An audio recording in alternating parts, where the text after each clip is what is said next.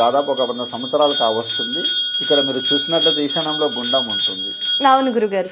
ఆ గుండంలో తీర్థం చాలా విశేషం. దాదాపు 1000 ఫీట్ల లోతుండేటువంటి యొక్క రాయి ఏకశిల అన్నమాట. కింద ఏకశిల ఇదంతా కూడా ఏకశిల. ఏకశిల పైన స్వామి స్తంభ రూపంలో స్వామి ఉన్నాడు ఇక్కడ. ఆ ఈశాన్యంలో నీళ్లు అనేటివి ప్రత్యేకం అన్నమాట. మామూలుగా నరసింహస్వామి ఎక్కడైనా కూడా నోరు తెరుచుకొని మాత్రమే ఉంటాడు. అది నరసింహస్వామి యొక్క స్వరూప లక్షణం అన్నమాట.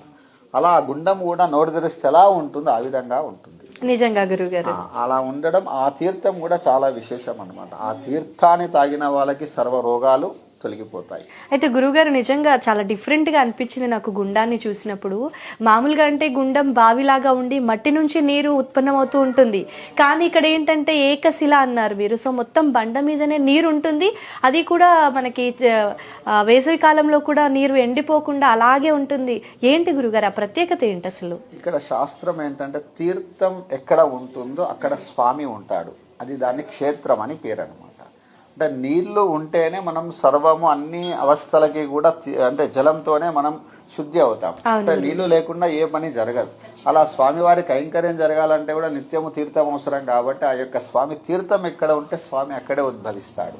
అలా ఆ యొక్క స్వామి ఆవిర్భావంలో కూడా మనం చూసినట్లయితే ఆ తీర్థం ఎట్లా వస్తుందో అనేటువంటిది ఆశ్చర్యకరమైన విషయం. ఇంతవరకు కూడా ఎవరికి తెలియనటువంటి విషయం. అయితే గురుగారు, మరి మనకి ఆ గుండం నీళ్ళలోని నైవేద్యంగా స్వామివారికి అదే నీటిని అర్పిస్తూ ఉంటారా గురుగారు? నిత్యము కూడా ఆ తీర్థంతోనే స్వామివారికి ఆరాధన నైవేద్యాన్ని సమర్పణ చేస్తారు. కొన్ని వందల సంవత్సరాలకి పూర్వం మా ముత్తాత వాళ్ళు ఉన్నప్పుడు ఒకసారి ఇక్కడ చిన్న సంఘటన జరిగింది. అదేమిటంటే అక్కడ ఉన్నటువంటి తీర్థంలో ఒక స్త్రీ, ఇక్కడ రాయి కొట్టేటువంటి ఒక ఆవిడ ఆరోగ్యం బాగలేకపోతే అందులో స్నానం చేసి తక్కువైపోతుంది ఎవరో చెప్తే ఆమె వచ్చి స్నానం చేసింది. ఆ సమయంలో ఆమెకు నెలసరి ఉందట.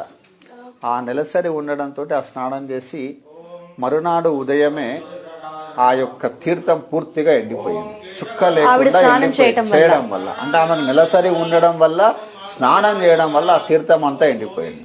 అలా ఎండిపోయేసరికి ఇక్కడ ఉన్న వాళ్ళందరూ కూడా ఆశ్చర్యం, ఇలా జరిగింది, అపచారం జరిగిందని భావన చేశారు. అప్పట్లో మా ముత్తాత వాళ్ళు ఉండి ఇక్కడ 41 రోజు దీక్షతోటి యజ్ఞం చేశారు. ఆ యజ్ఞ ఫలితంగా మళ్ళా స్వామి ఆ తీర్థాన్ని తెప్పించుకున్నాడు 42వ రోజు. ఎప్పుడు మీ తాతగారి సమక్షంలో, మా తాత తండ్రి గారి సమక్షంలో చేశారు. చాలా ఏళ్ల క్రితం. ఆ ఉన్నటువంటి తీర్థం ఇప్పటి వరకు కూడా ఎండిపోలేదు. మళ్ళీ అలాంటి సంఘటనలు కూడా జరగలేదు.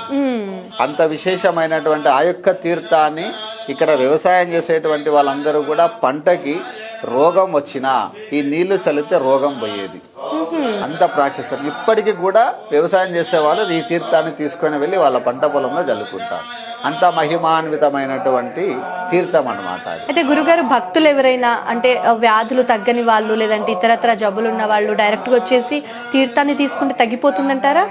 తీర్థాన్ని తీసుకొని మనం స్నానం చేసేటువంటి నీటిలో కలుపుకొని చేసుకోవడం ద్వారా, లోపలికి తాగడం ద్వారా ఆ యొక్క విశ్వాసం ముఖ్యమైనటువంటిది.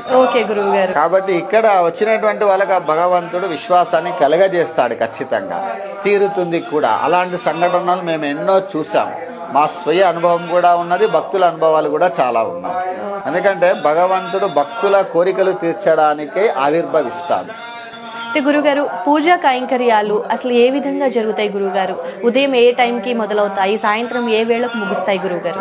ఉదయం 7 గంటలకి దేవాలయంలో ఆరాధన కార్యక్రమం ప్రారంభమవుతుంది. తర్వాత ఆరాధన అయిపోయిన తర్వాత నైవేద్యం, తీర్థప్రసాద గోష్ఠి 9 గంటల వరకు పూర్తి అవుతుంది. నిత్యము కూడా ఇక్కడ భక్తుల యొక్క గోత్రనామాలతో అర్చన కార్యక్రమం ఉంటుంది. దాదాపుగా ఒక 200 మంది పేర్లతోటి ఇక్కడ అర్చన కార్యక్రమం జరుగుతుంది. నిత్య అర్చన జరుగుతుంది. ఆ నిత్య అర్చన ఆరాధన అయిపోయిన తర్వాత, నైవేద్యం అయిపోయిన తర్వాత భక్తులకు తీర్థప్రసాద కైంకర్యం జరుగుతూ ఉంటుంది. సాయంత్రం 5 గంటల నుంచి 7 గంటల వరకు కూడా దేవాలయంలో మళ్ళీ సాయంత్రం ఆరాధన కార్యక్రమాలు జరుగుతాయి.